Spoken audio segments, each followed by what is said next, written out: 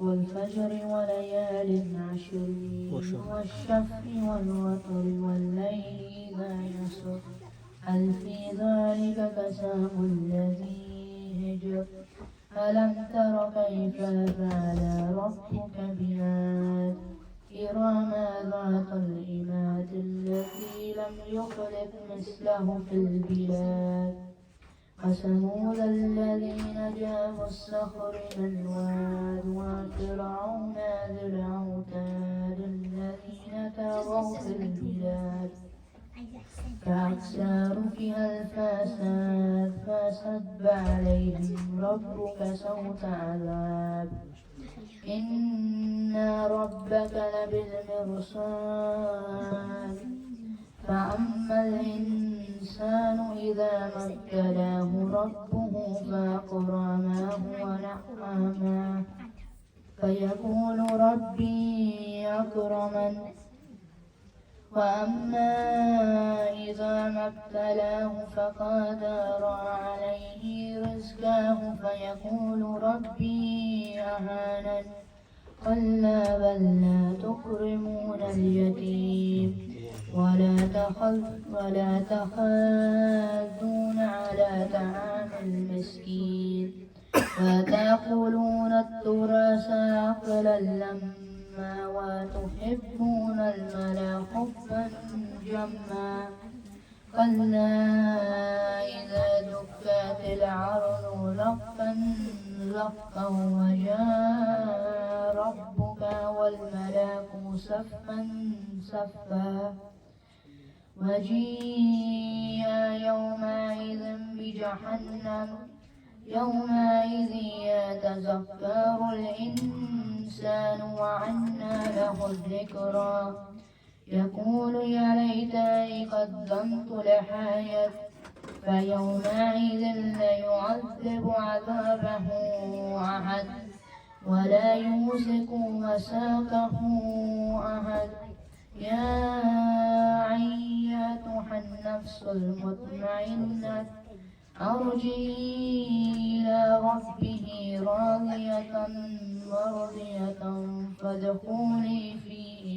فادخلي جنة صلوات اللهم صل على محمد وآل محمد ما شاء الله محمد وآل محمد اللهم صل على محمد وآل محمد بسم الله الرحمن الرحيم عن جابر بن عبد الله الأنصاري أنه قال عن فاطمة الزهراء عليه السلام بنت رسول الله صلى الله عليه وآله قال سمعت فاطمة أنها قالت دخل علي برسول الله في بعض الأيام فقال السلام عليك يا فاطمة فقلت عليك السلام قال إني أجد في بدني زوفا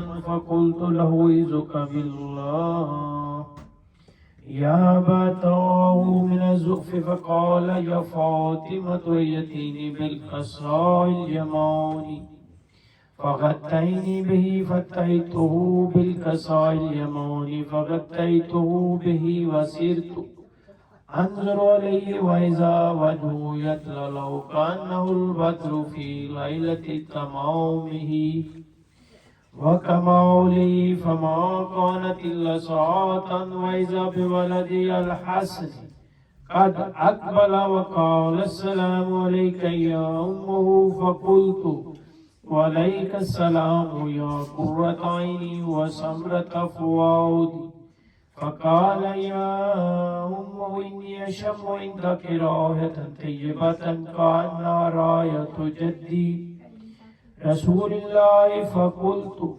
نعم إن جدك تحت الكساء فأقبل الحسن نحو الكساء وقال السلام عليك يا جده يا رسول الله أتأذن لي أن أدخل معك تحت الكساء فقال وعليك السلام يا ولدي ويا صاحب حفظي قد أذنت لك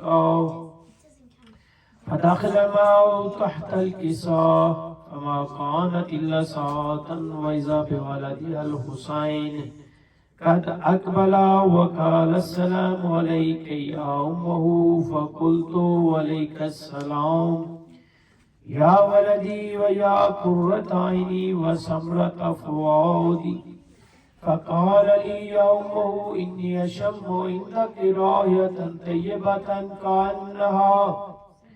كأنها راية جد رسول الله صلى الله عليه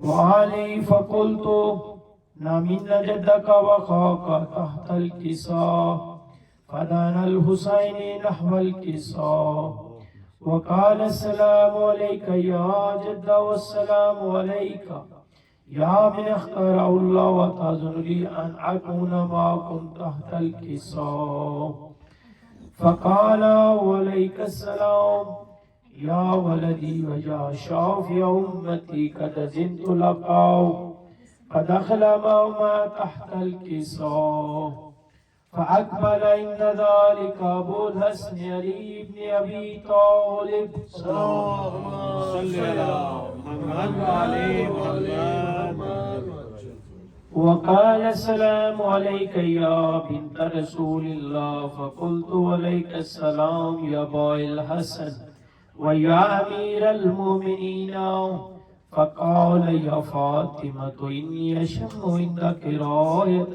طيبة كأنها راية أخي وابن أمي رسول الله فقلت نعم ها هو مع ولدك تحت الكساء فأقبل علي نحو الكساء وقال السلام عليك يا رسول الله أتأذن لي أن أكون معهم تحت الكساء قال له عليك السلام يا أخي ويا وسيي وخليفتي وصاحب الوعي قد أذنت لك فدخل علي تحت الكساء ثم أتيت نحو الكساء وقلت السلام عليك يا أبتاه يا رسول الله أتأذن لي أن أكون معهم تحت الكساء قال عليك السلام يا بنتي ويا بزعتي قد أذنت لك فدخلت تحت الكساء فلما اكتملنا جميعا تحت الكساء أخذ بي رسول الله بطرف الكساء بيد اليمنى إلى السماء وقال اللهم إن هؤلاء أهل بيتي وخساتي وحماتي لحمهم لحمي ودمهم دمي يلمني ما يلمهم ويحزنني ما يحزنهم أنا حرب لمن حربهم وسلم لمن سلمهم ودو لمن عداهم ومحب لمن أحبهم إنهم مني وأنا منهم فاجعل صلواتك وبركاتك ورحمتك وغفرانك ورضوانك علي وعليهم وأذهب عنهم الرجس وطهرهم تطهيرا. اللهم صل على محمد وعلى محمد. فقال الله عز وجل يا ملائكتي ويا سكان السماوات إنما خلقت سماء مبنية ولا أرضا مدهية ولا قمرا منيرا ولا شمسا مزية ولا فلكا يدور ولا بحرا يجري ولا فلكا يسري إلا في محبة هؤلاء الخمسة الذين هم تحت الكساء صلوات. اللهم صل على محمد وعلى محمد. فقال الأمين جبرائيل يا رب ومن تحت الكساء فقال عز وجل هم أهل بيت النبوة ومعادن الرسالة هم فاطمة وأبوها وبعلها وبنوها صلوات. اللهم صل على محمد وعلى محمد.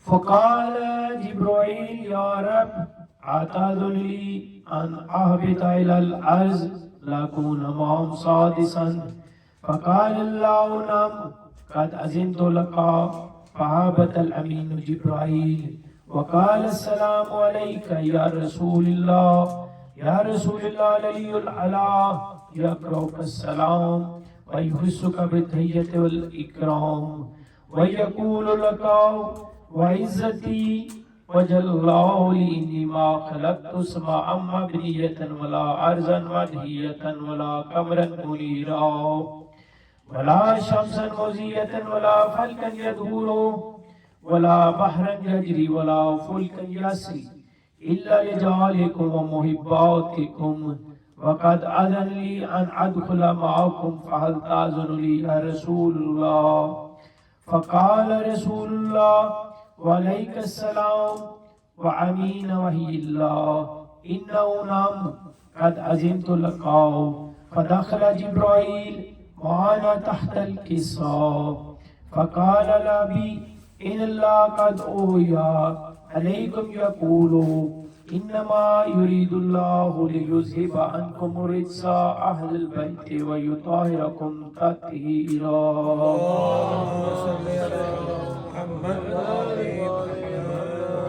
فقال علي لأبي رسول الله أخبرني ما لجلوسنا هذا تحت الكساء من الفضل عند الله فقال النبي والذي بعثني بالحق نبيا واصطفاني بالرسالة نجيا ما ذكر خبرنا هذا في محفل من محافل أهل الأرض وفي جم مشياتنا ومحبين إلا ونزلت عليهم الرحمة وهفت بهم الملائكة واستغفرت لهم لا يتفرقوا فقال علي إذن والله فزنا وفاز شياتنا ورب الكعبة فقال النبي ثانيا يا علي والذي بعثني بالحق نبيا واصطفاني بالرسالة نجيا ما ذكر خبرنا هذا في محفل من محافل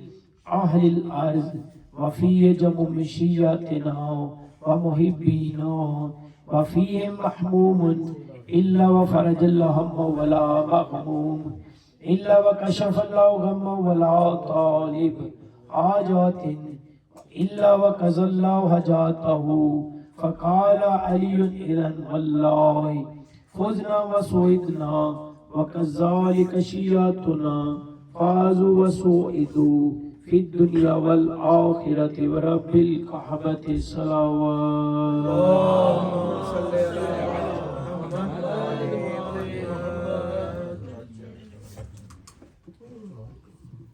محمد آل محمد صلوات اللهم صل على محمد آل محمد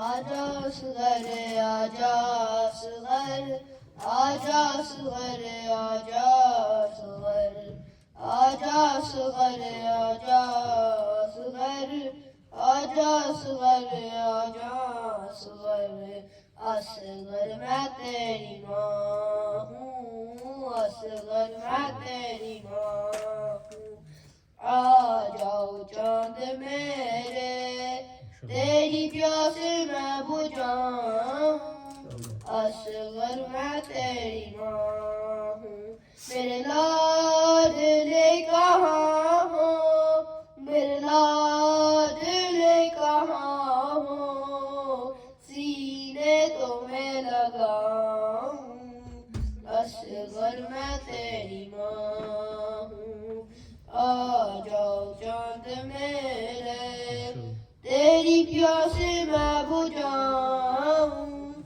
असगर मैं तेरी माँ हूँ बेटा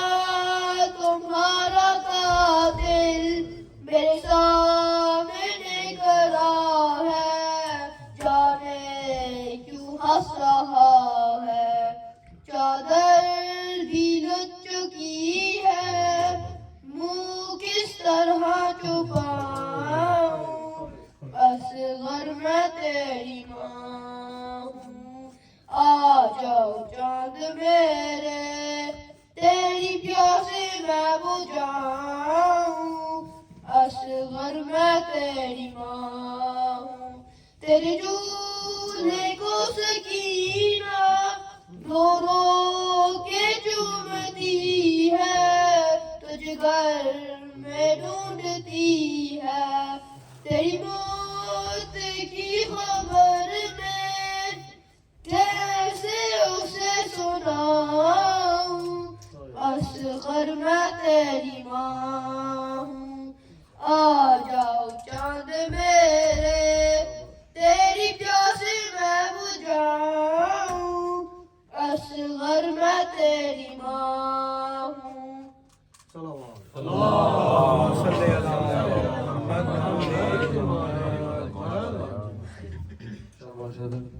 मैं गुजारिश करता हूँ मुदस्सिर से तशरीफ लाए और नजराना मोहम्मद आले मोहम्मद सल्लल्लाहु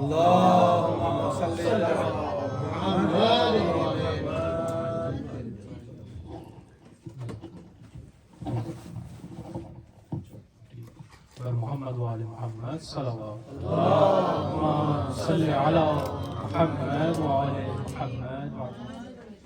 सबसे पहले मैं आप तमाम मुमिनीन से माफ़ी मांगता हूँ क्योंकि मैं इमाम बारगाह की टाइम टेबल के हिसाब से चल रहा था। मुझे परसों सुलेमान भाई ने कहा भी, लेकिन मेरे जहन में नहीं रहा किसी वजह से।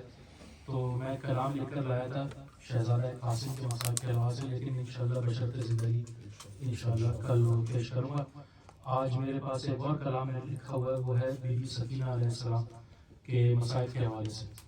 तो जैसे कि आपको मालूम है, बहन भाइयों का एक रिश्ता ऐसा है कि जिसका वाकई दुनिया में कोई सानी नहीं। तो बस चंद अशात उस मसाइल के मैं आपके सामने पेश करना चाहूँगा। तो इसके लिए एक मरतबा मिलके बाबा से बुलंद सल्लल्लाहु अलैहि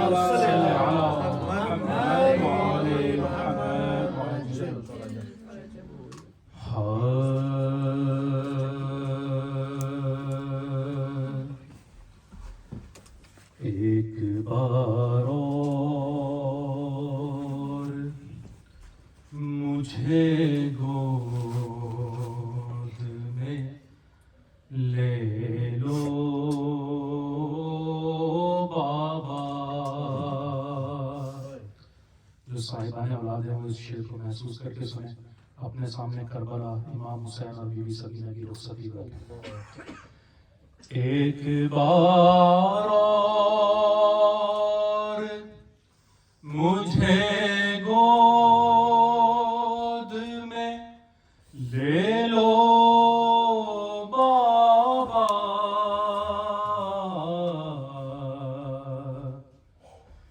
वाह हुसैना का हुआ शोर हरम बरपा,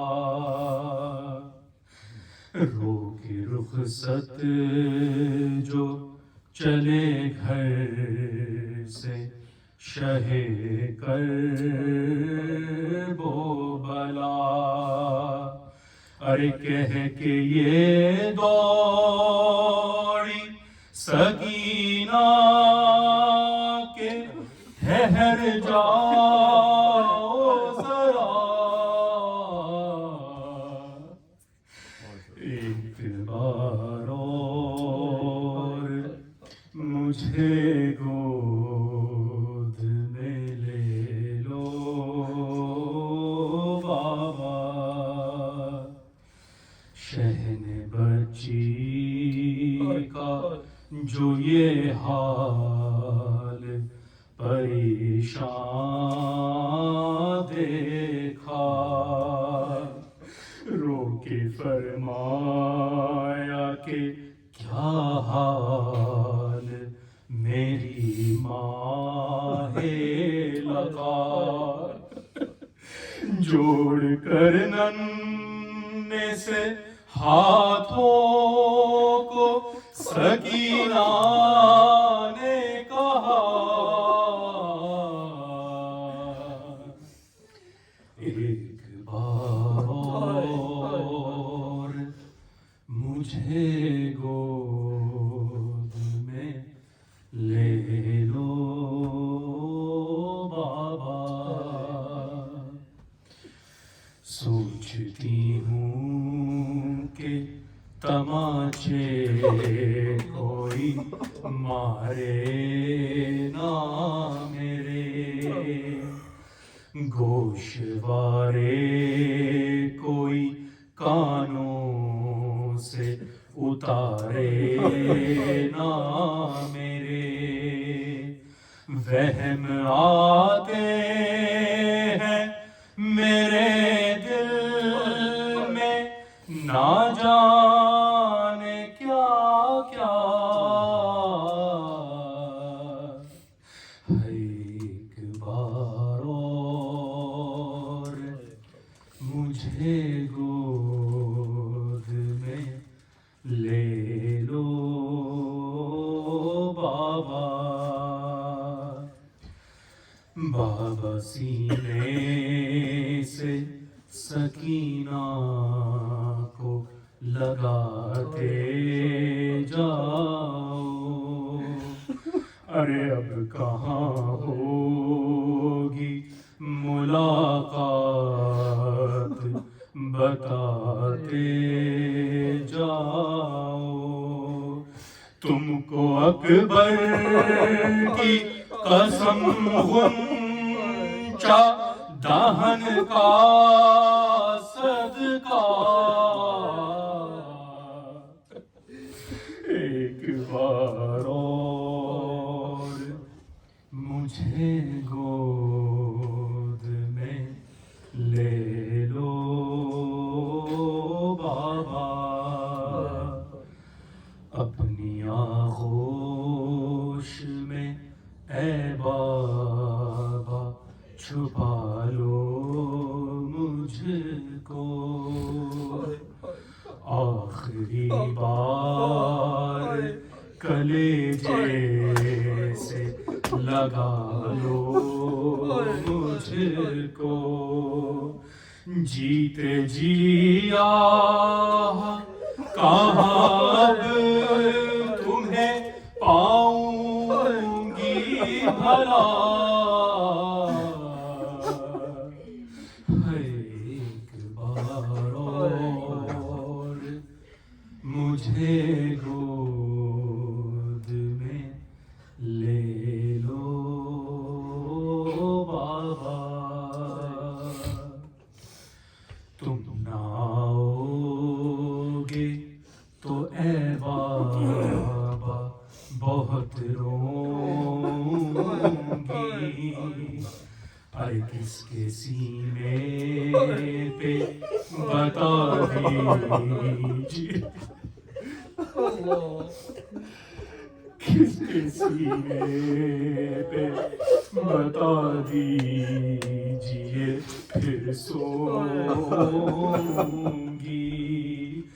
ना तो भैया अली अकबर है ना पास चचा,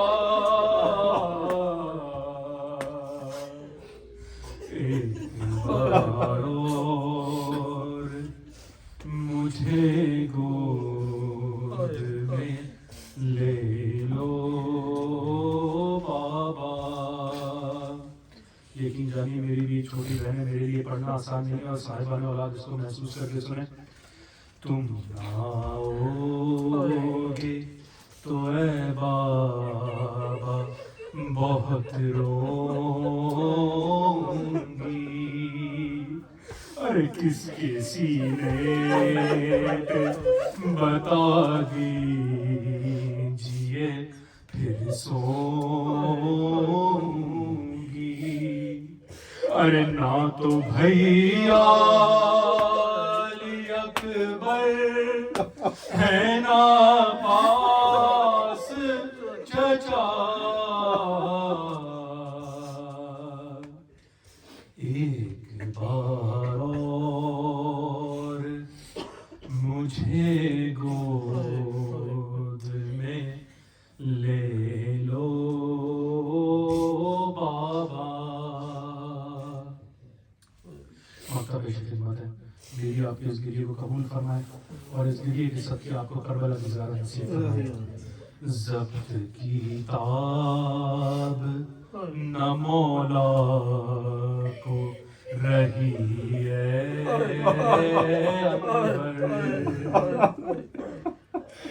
हाथ फैला के बढ़े बेटी की जानिब सरवर जिस घड़ी बेकसो मासूम ने रो रो के कहा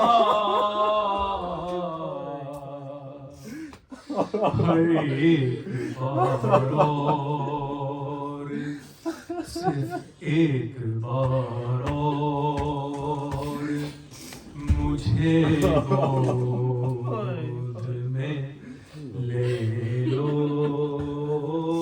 बाबा हुसैना का हुआ शोर हरम में बरपा हो के रुखसत जो चले घर से शहे कर बो बला एक बार और मुझे गोद में ले लो बाबा बराए मोहम्मद वाले मोहम्मद अल्लाहुम्मा सल्ली अला मुहम्मद व आले मुहम्मद। मेरी आपका ये पुरसा कबूल फरमाए। इस फैसले को हमेशा सलामत रखें। मैं गुजारिश करता हूँ सैयद ज़की रिज़वी से तशरीफ़ लाए और आज की जल्दी से खिताब करें। मोहम्मद आले मोहम्मद सल्लल्लाहु अल्लाहुम्मा सल्ली अला मुहम्मद व आले मुहम्मद। नारे तकबीर, अल्लाहु अकबर, नारे रिसालत, कुल्ले ईमान, नारे हैदरी, हैदरी, हुसैनियत जिंदाबाद, यजीदियत मुर्दाबाद, दुश्मनाने अहले बैत पे सुबह शाम लानत, शुदी इमाम ज़माना बुलंदतर सलावत। अल्लाहुम्मा सल्ली अला मुहम्मद व आले Muhammad. أعوذ بالله من الشيطان الرجيم بسم الله الرحمن الرحيم الحمد لله الذي إليه مصائر الخلق وواقب النعم نحمده ونعظيم إحسانه ونير برهانه ونوامه فضل امتنانه حمدا يكون لحقه جزاء ولشكره أداء وإلى صوابه موجبا ولحسن مزيده مقربا الصلاة والسلام على سيد الأنبياء والمرسلين خاتم النبيين شفيع المذنبين راحة للعاشقين والمراد المشتاقين شمس العارفين والسراج السالكين نبيه مصباح والعلم صاحب الجود والكرم والله حافظه وجبرائيل خادمه والبراق رقبه سدرة المنتهى مقامه كعب قوسين محبوب رب المشرقين والمغربين جد الحسن والحسين مولانا ومولاي الثقلين أبي القاسم محمد اللهم صل على محمد وعلى محمد. الصلاة والسلام على جميع أهل بيته الطيبين الطاهرين المعصومين المنتجبين المنتخبين المظلومين الذين أذهب الله عنهم الرجس وطهرهم تطهيرا. اللهم صل على محمد وعلى محمد. وعلى أعدائهم منكر فزائلهم غاصب حقوقهم ومراتبهم ومنزلتهم ومقامهم من يومنا هذا إلى قيام يوم الدين. أما بعد وقال رسوله الكريم وهو أصدق القائلين بسم الله الرحمن الرحيم أنا مدينة العلم وعلي بابها صدق رسوله الكريم صلى الله عليه وسلم. اللهم صل على محمد وعلى محمد. spoke about the knowledge of Imam Ali alayhi salam, we spoke about the knowledge of Amir al-Mu'mineen, we spoke about him being a perfect record, Imam al-Mubin, as is written in the Quran. Today, I want to look at how our Mawla uses that knowledge. Today, I want to look at how our Mawla, how our Imam applies that knowledge. I was talking to somebody earlier today about the different types of fada'il of our Ma'soomeen. Now you have the fada'il of the battles and the actions of our holy personalities. When you see those fada'il, there's a certain level to those fada'il. Fada'il are fada'il after all, they are of grand level in any instance. But there's a certain level to those. Why? Because anybody can see that if Mawla Ali lifts the gates of Khaybar alone, then that is something special. Anybody can see that and have awe over it. Anybody can see that and think, subhanAllah, wow. Not necessarily subhanAllah, because even a non-Muslim can see it. Anybody can see that and understand that is Fazila of Amir al-Mu'mineen. So that is the first level of fada'il. Now, as I say this, I want to take a moment and just point out, we spoke yesterday about the fada'il of Imam Ali. For things like this, what Imam Ali did in battle to be the first level of fada'il of Imam Ali, understand how high those levels rise, understand what the level of fada'il of Imam Ali is. This is just the first level of fada'il of Imam Ali. And then we move on levels and levels above, and how do those levels above rank? By how many people are able to take away from those fada'il. How many people are able to see that and see that this is in fact a fazila? How many people are able to realize that this is the greatness of Amir al-Mu'mineen? Because not everybody can.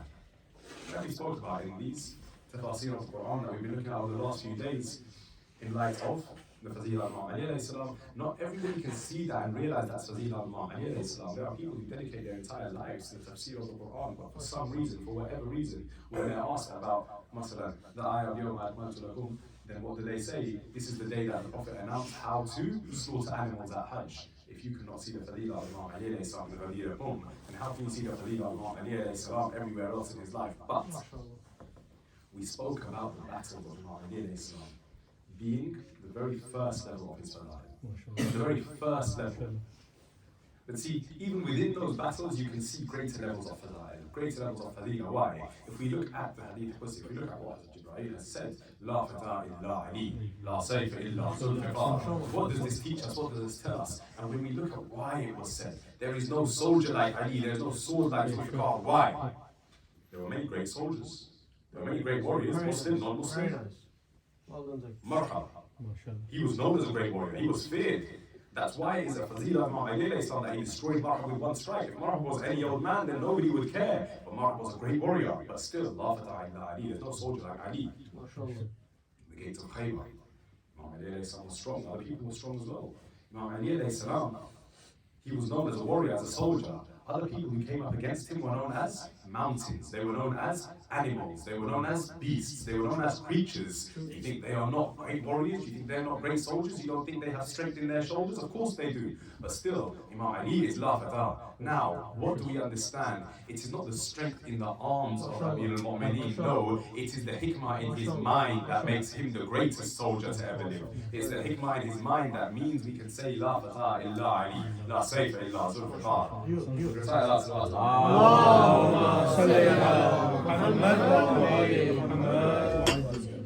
So let's look at some of that. Let's look at some of that amazing knowledge and wisdom and how it is applied that makes Imam Ali alayhi salam the soldier like no other soldier. I'll start about Nahwan. The reason I start about Nahwan is because no matter what you believe, no matter which school of thought you follow, everybody understands the Battle of Nahwan was fought against the Munafiqeen. Nobody accepts that the people of the Battle of Nahwan were good people at the time of fighting.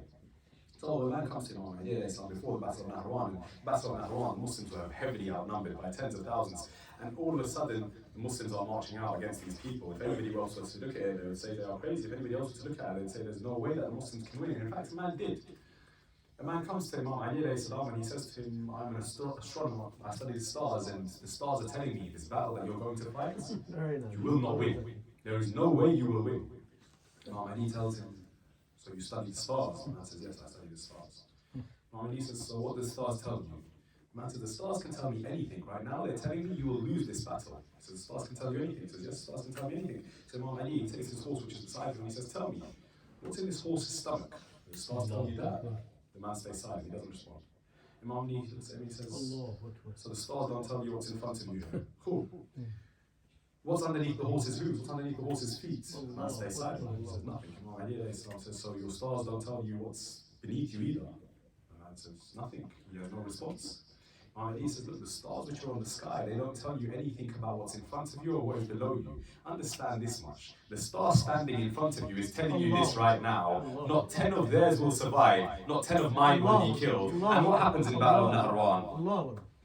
What happens in the Battle of Nahrawan? Imam Ali alayhi salam, he goes to fight the battle. Imam Ali himself goes further forward, he attacks the enemy. What happens? The armies of theirs are defeated. Every single man in the army of Munafiqeen is killed, except 9 people who ran from the battlefield. Now, 9 people ran from the battlefield. Somebody came to Imam Ali and said, Mawla, you killed everybody but 9 people. Why don't you go after them 9? Clean sweep, why don't you finish it off? Mawla Ali turns around and he says, Ali ibn Abi Talib does not chase others. Others come running after Ali ibn Abi Talib. It's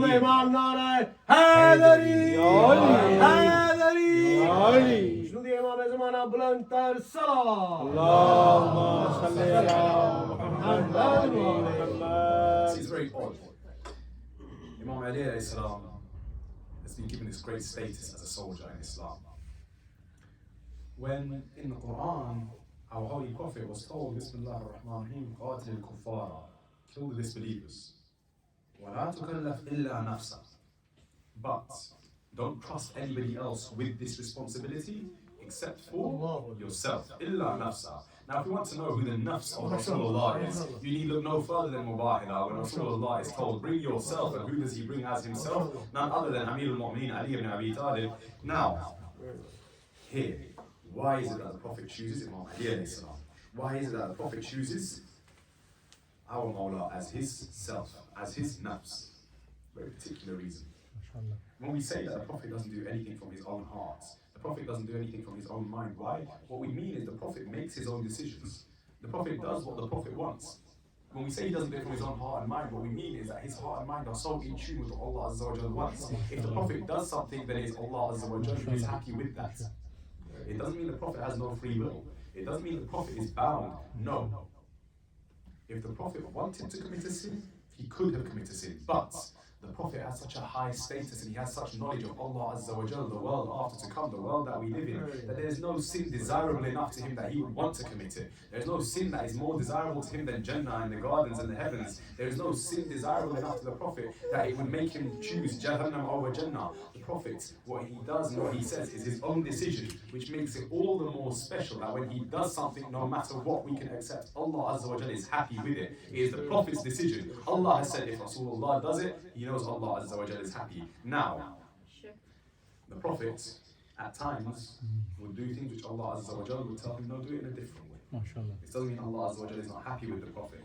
This doesn't mean Allah Azza wa Jal is not radi with the Prophet. What it means is that Allah Azza wa Jal is saying, Ya Rasulullah, when we come to looking at knowledge in Islam and how knowledge is handed out, it said there are 73 units of knowledge, 73 facets of knowledge. One facet of knowledge is granted to us, the regular human beings. One facet of knowledge is for us. 72 are for our A'immah, Ahlul Bayt alayhi salam. That 73rd facet of knowledge is only for Allah Azza wa Jal. So Allah Azza wa Jal, when Rasulullah needs some kind of knowledge, when he is looking for some kind of information, Allah opens it up to him in that moment. It's not that he constantly has that knowledge there. This is a common misconception. But coming back to the point, we're looking at why Imam Ali alayhi salam is chosen as Nafs Rasulullah. There comes a time where Allah Azza wa Jal, or rather when the Munafiqeen who have taken control of Makkah start dictating to Rasulullah and to the Muslims, when you come for Hajj, you'll do Hajj like this, you'll do it in our way, you'll do it in our manner, we will tell you how to do this, is how you'll do Tawaf al-Kaaba, this is how you'll store your animals. And the Prophet, he says what?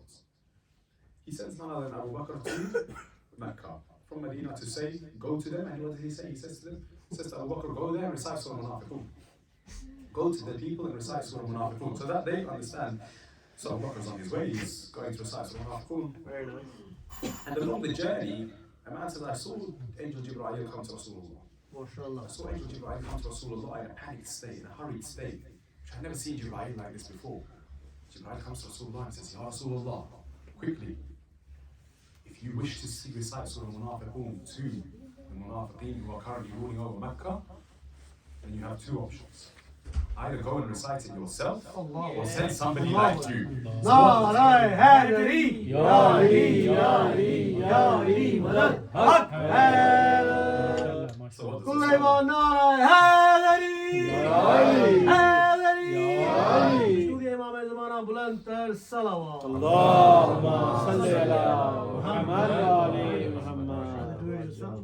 what does recite it yourself or send someone like you. So what does Rasulullah do? He quickly turns around. Ya Ali, go quickly. Stop Abu Bakr. So he runs after Abu Bakr. He chases after him. Now he catches up to Abu Bakr. He tells Abu Bakr, I've been told you will not recite the surah, I will recite the surah. You turn back, you go back. Now see, when somebody thinks they have a right to something, they argue over it. When somebody thinks something is their right, they would go after it, they would speak to it. When somebody knows that this is not my place, silently they will accept. Ali, Surah Munafiqun, you read it, I should listen.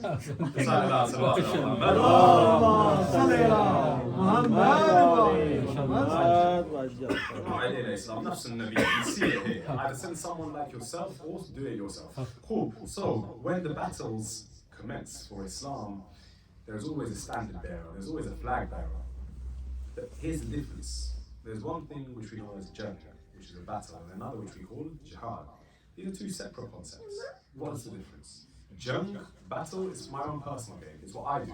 Jihad is what Allah Azza wa Jal tells me. Jihad is for Allah Azza wa Jal. Mawla Ali knows the difference between these two. He has the hikmah to understand, he has the patience to act upon it. Why? When me and you get angry, what do? We act rationally. Even if we are not angry, when we find ourselves in a position of power, we are culpable to abuse that power. We are culpable to use that power in the wrong way, to misuse it. But Mawla Ali is not. Why? He has such control over his own nafs. He has such control over himself that no matter what happens in the battlefield, Mawla Ali has that control still. And so, it was not a surprise that even at a young age, Imam Ali was made the standard bearer, the flag bearer, the Alamdar of Islam. Now, we look at Battle of Badr. In the Battle of Badr, there were great companions of Rasulullah, of great age, with great experience. So Hamza was there, 40 years senior of Imam Ali, but still, 20 years old, Imam Ali is the flag bearer of Islam's army. Now, to be the flag bearer is a very difficult thing. Why? In battles in those days, it wasn't a case of whoever has the best attack will win. It's whoever has the strongest base. The base is formed around the standard bearer, the flag bearer. The other thing is the flag bearer is that person who will march out first in front of everybody, and they will make the first attack. Now, the people used to constantly say, Ali is only a young man, Ali is only young right now, how can he be the standard bearer? How can we give it to him? So what does Imam Ali say in the Battle of Badr?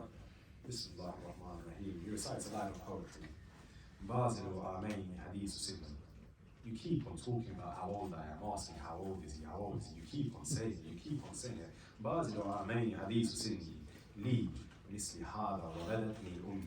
Do you not know my mother gave birth to me for this very battlefield, for this very plain of Badr? Imam Ali is letting us know, don't worry about how old he is, don't worry about his age, don't worry about his experience. This is Ali ibn Abi Talib. There is none like him. After all, we've said it before, we'll say it again. La fata illa Ali, la sayf illa zulfiqar. Recite that salawat. Allahumma salli ala But where you're trusted in something, you have to show why you're being trusted. You have to prove that trust. You have to make that trust worthwhile. And Imam Ali did right there in that Battle of Badr. There was a man we spoke about before, how people were known as creatures, as animals, as beasts in the battlefield. There's a man by the name of Nawfal ibn Khubayla. He was a mercenary. He was paid.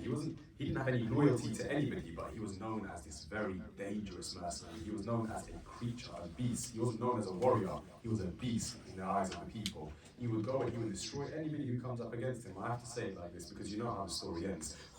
They come out and they start asking people, who is that? Is that Nawfal? People recognize him. That's Nawfal. That's Nawfal. There's a murmur amongst the Muslims. People are going to get worried after all. He's a great warrior. He's a beast after all. How can they defeat him? At this point, Rasulullah himself raises his hands in dua. Oh Allah, grant us protection from Nawfal.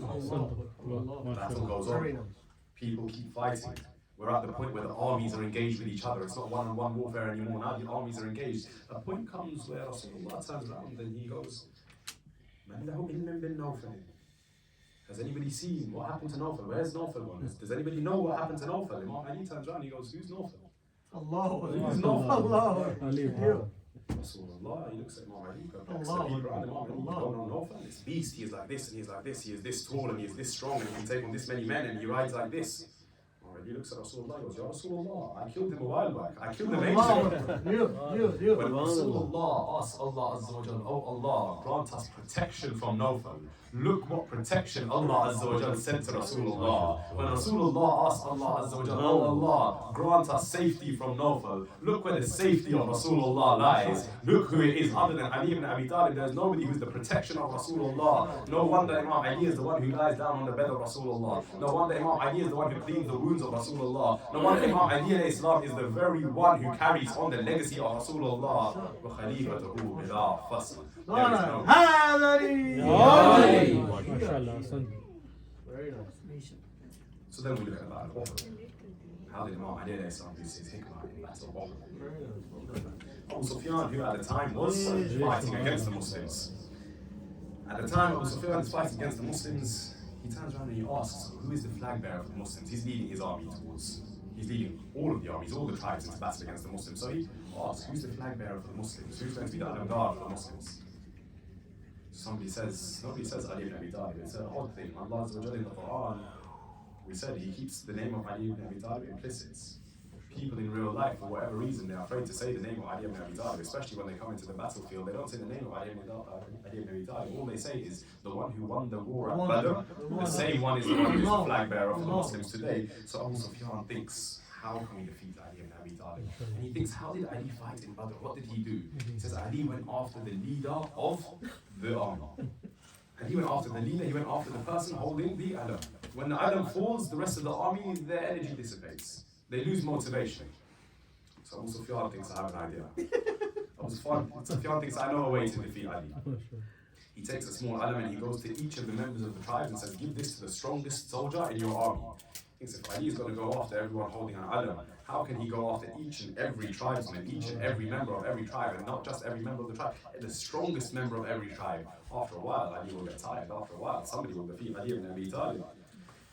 Now, he didn't realize there's one hikmah of Ali. There's another, the jahada, the enemies of Islam. As he goes round to each of the tribesmen and hands them an alam, all of them turn around and go, hold on a second, only one person can hold the alam, it will be our tribe. The other tribe goes, no, we have the alam, we will hold this alam. The other tribe goes, no, we have the alam, we will hold the alam. In the end, Abu Sufyan's forced to abandon his plan. The battle goes on. You know the details, I won't go through them. The battle goes on. People start looting, people start taking the loot after the battle. It's an interesting one that after the battle, the way that the loot was distributed is that whoever put in the most effort, whoever worked the most, whoever gained the most for the winning army, they would take home the most. And it would be ratio in terms of what you put into that battle is what you would take out of that battle. Ajab. Every time as they would leave the battlefield, Imam Ali would have the most. Every time Imam Ali alayhi salam reached his house, he would have nothing. Why? Along the way, those people who were faqir, those people who were needy would come up to Amir al-Mu'mineen. They would raise their hands in front of him. One by one, Imam Ali would start giving away the swords he got, the skills he got, the money he got, the gold he got, everything he gives away to the point where once he's home, he has nothing. Why do people come to Amir al-Mu'mineen? They know this is the hand from which we receive. And they know that if we ask from Ali in this world, then one day when we want to drink water from Kawthar, when we want to drink from the springs of Kawthar, it will be the hands of Ali and Abi Talib that give us that water as well. Besides Allah,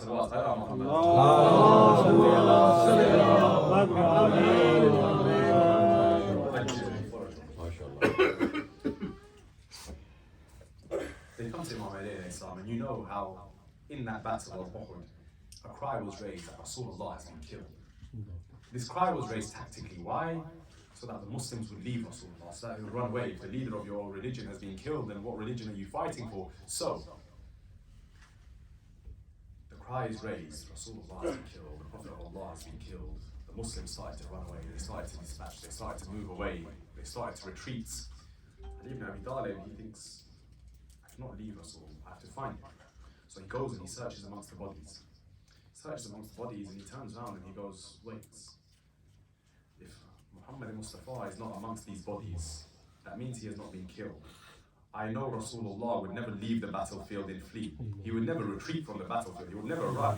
So it must mean that Muhammad Mustafa is still alive. Where was our Prophet Muhammad? He'd been surrounded by the enemies. At this point, the same man who protected Rasulullah from Nawfal, protected Rasulullah from the other enemies of Islam. Imam Ali rides in and he takes care of Rasulullah. He protects Rasulullah. I'm speeding through this because of the time, but people come to Imam Ali afterwards and they ask, look, when everybody else had retreated, everybody ran away, why did you not retreat? Why did you not run away? What does Imam Ali reply?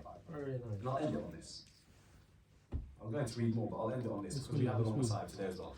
Imam Ali turns around and he says, what would become of me if I turn to kufr after being a Muslim? Imam Ali is telling us the status of those who stand in battle and fights. And Imam Ali is telling us what happens to those who run from the battlefield and leave. Imam Ali, what would become of me if I return to kufr? Not return, if I turn to kufr after being a Muslim. Now, just think of the fear that fills people's hearts when they go to battle. Just think of the difficulty when you see swords coming towards you, when you see them shimmering in the sky. Any one of us would see that and become afraid. Any one of us would see that, and something would fill our hearts with fear, with pain, with nerves. But what of that soldier who was so young when the arrow came towards him, that when the arrow strikes Asghar did not know, am I meant to cry or am I meant to laugh? What of that young baby?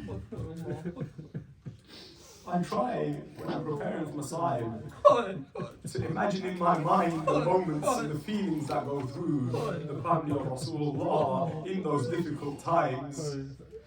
And there was one moment that I thought of that struck my heart in a way that has never been heard before. I thought there must have been a moment, there must have been a time when Abu Abdullah rocks the cradle of this sleeping baby and thinks to himself, Asghar, this is the last time I will rock this cradle. Asghar, this is the last time I will put you to sleep. Asghar, this is the last time I will watch you as you lay there peacefully. Now, the 9th of Muharram, in the tent of Bibi Abab, she has her Asghar and her Sakina. She cries to Asghar, Asghar, when the time comes for everybody to give their sacrifice, what will Rabab do? My Sakina cannot go to battle, she is a girl. Asghar, you are a baby, how will you give your life? My heart goes out to Bibi Rabab. Your Asghar will lie in Karbala. Sakina will stay in Sham. Rabab, how will you ever leave the two? Rabab, how will you know who to stay with? Now, Bibi Rabab, on the day of Ashura, she watches as one by one all the soldiers go out to give their lives. There comes that fateful moment where Hussein ibn Ali, he looks to his left, he looks to his right, and he sees nobody there. Just a short while ago, if Hussein were to look to his right, he would see Abul Fadl Abbas. If he were to look to his left, he would see Ali Akbar. If he were to look behind him, he would see Qasim al-Hassan. Now, as Hussein looks out in front of him, he sees the armies of Yazid. He looks to the left, Abbas is not there, but Ali has entered Karbala. He looks to his right, Akbar is not there, but Rasulullah has entered Karbala. He looks behind him and Qasim is not there, but Hassan-e-Mujtaba has come from the heavens. Hussein, he walks out to the battlefield. He raises that fateful cry. Is there anybody left out there to help us? Is there anybody left out there to help the family of Rasulullah? As Hussein says this, he hears the women and children in the tents begin crying. Abu Abdullah returns to the tent, he calls out Zainab. Zainab, do not cry yet, your Hussein is still alive. Zainab, Hussein has not given his life yet, you do not need to cry. Zainab turns to her brother, she says, Hussein, Hussein, it is not that we thought you had given your life that made us cry. Hussein, we do not know what it is, but as you raise that cry in the battlefield, Asghar crawled out of his cradle. He threw himself to the ground. Asghar began crying and wailing. Nobody can comfort him. Abu Abdullah says nobody can comfort him. Zainab says nobody. Abu Abdullah says, has Rabab tried? Yes, Rabab has tried. Zainab, have you tried? Yes, Zainab has tried. Has Farwa tried? Yes, Farwa has tried. Has Kulsum tried? Yes, Kulsum has tried. Mawla Hussein stops and he asks, tell me, has my Sakina tried to calm Asghar down? Mawla Sakina has tried, but Asghar will not stop crying. Now, Abu Abdullah, Sayyid al-Shahada, takes this small baby in his arms. He whispers something in the ears of Asghar. Now those tears turn to laughter. I do not know what my Mawla said, my heart tells me. In Medina, when Asghar was stuck to Sughra, Mawla Hussein, whatever he said then, he said on Ashura. Now, Mawla Hussein, he turns to Bibi Rabab. He says, Rabab, this time Hussein will be the one to prepare the Shaheed. Hussein will get his son ready.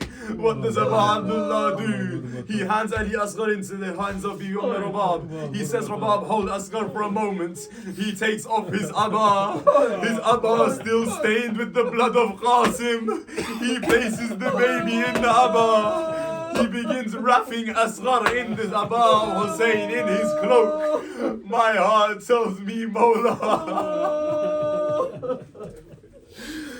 Maybe it was the case that Abu Abdullah wrapped Asghar up in this way because his heart could not bear it. If 71 will not have a kafan, at least my Asghar will be wrapped up in a kafan on Ashura. Hussein takes Asghar. He walks out towards the battlefield. He hides Asghar under his arm. The enemies of Islam ask, what is that Hussein hides? Does Hussein have nothing left? So now he brings the Quran out towards us. As Hussein marches out towards the enemies of Islam, a young girl turns to her mother. She asks her mother, tell me, where is my father taking Asghar? Sakina looks up at Rabab. Where is he taking my baby brother? Sakina, do you not remember when the time for Hussein to leave comes, what does Sakina say? Everybody who has left has been killed in that battlefield. Zuljanan, nobody has returned. Sakina asks, where is he taking my Asghar? In her heart, Sakina knows if somebody goes to that battlefield, they are going towards Jannah. Sakina knows, now I will not see my baby brother. Now my Asghar is leaving me. Hussein, he holds Asghar up in the air. He calls out to the armies of Yazid, your battle is with me. Your pains are with me. What has this baby done to hurt you? What has my Asghar done to you? For 3 days, my Asghar has not had even a drop of water. For 3 days, my Asghar has been thirsty. If any of you can bring him water, bring it now. No water comes for Asghar. Mawla Hussein then says, look, if you think when you bring water for Asghar, Hussein will drink it, then here, I am putting Asghar down on the ground. Come forward yourself, give him the water, take the water away. Hussein won't take any of it. Now, Hussein places Asghar on the burning sands of Karbala. But still no water came. Hussein watches, he waits. Nothing comes for Asghar. He takes Asghar into his own arms. This baby, he He holds Asghar to his chest. He looks at Asghar and says, Asghar, Qasim was too small for the horse, but he fought his battle. Asghar, Abbas did not have a sword, but he fought his battle. Asghar, Akbar did not have water, but he fought his battle. Asghar, the time has come. You are thirsty, I know. You are too small for a sword or a spear or a horse, I know. But Asghar, the time has come for your jihad. Asghar, the time has come for you to give your life. What does Asghar do? With a smile on his lips, he looks towards the armies of Yazid. A dry tongue runs over dry lips. The armies of Yazid, they begin crying and wailing. They turn their faces. At one point, Hussein's heart begins to tremble. Why? He has heard a cry from the armies of Yazid. Hurmala, iqtaqalam al-Hussein.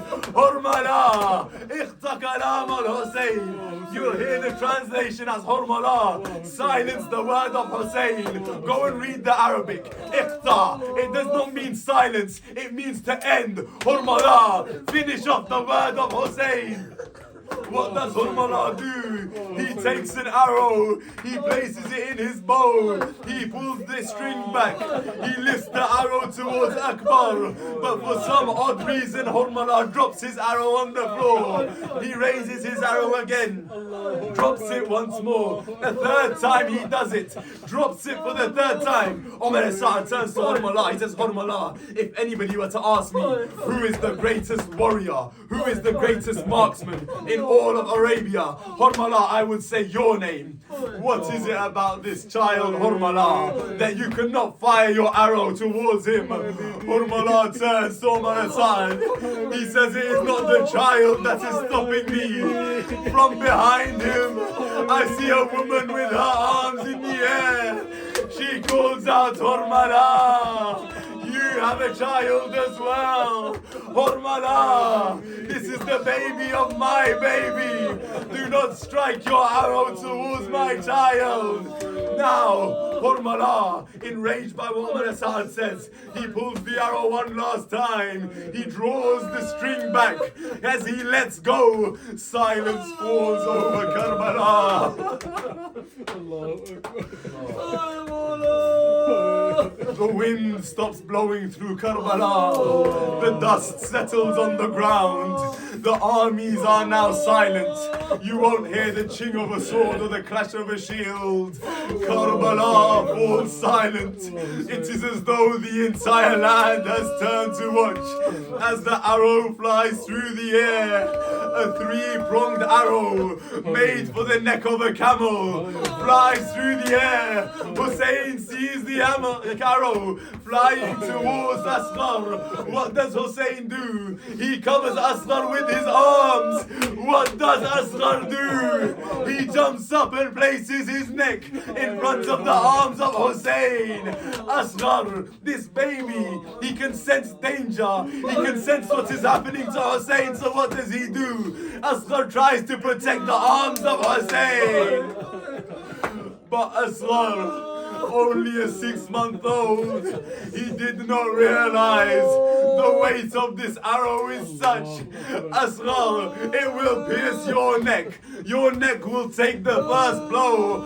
Min udhun ila al-udhun, from one ear to the other ear. And as it strikes your neck, it will strike through the arm of Hussein as well. Asghar, you could not stop the arrow hitting Hussein. But Hussein looks down at this baby. The blood flowing from Asghar's neck.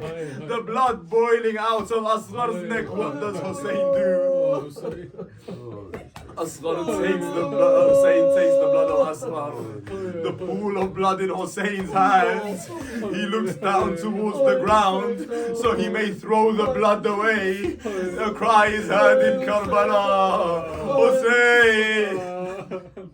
Hussein, if a single drop of Asghar's blood touches this sand, no crops will ever grow from this earth.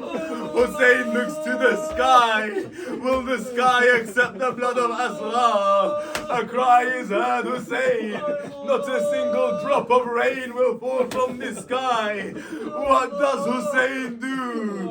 Go read Ziyarat-e Nahiya. My salams upon he who had the blood of Asghar on his face, the blood-drenched beard of Hussein. This was not his own blood, it was the blood of a 6-month-old martyr. But if you want to know the pain Hussein went through, every time somebody was killed, Hussein takes them back to the tent. If Abbas is killed, Hussein takes his arms back to the tent. He calls the ladies to say salam, to bid farewell, to cry over their loved ones. But now, Hussein does not go into the tent. He walks back and forth in front of the tent of Rabab. Hussein will not enter. 7 times forward, 7 times back, all the while calling out, Inna lillahi wa inna ilayhi raji'un. Now, Bibi Rabab, she calls Hussein inside. Abu Abdullah enters the tent. He says, Rabab, Rabab, take your baby. Bibi Rabab, she takes this small body. She looks at Hussein in despair. She says, Hussein, do they even kill children who cannot walk? Hussein remains silent, he does not respond. Now, Rabab looks at Hussein. Silently, she asks. Under her breath, she whispers to Hussein, Hussein, just tell me this much. Hussein, tell me this much.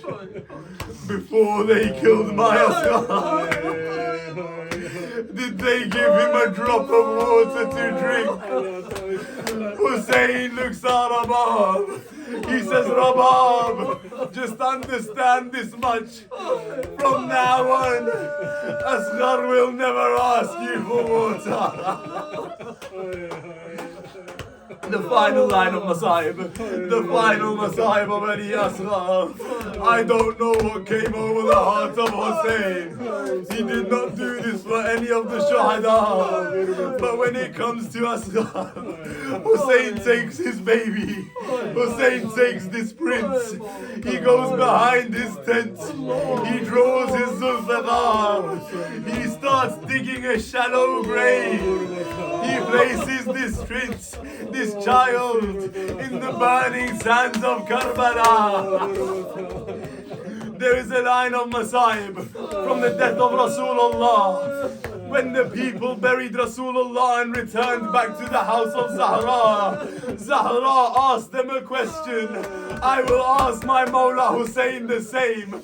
What does Zahra ask? She looks at them and she says, how could your heart bear to throw dust over the face of Rasulullah as you buried him?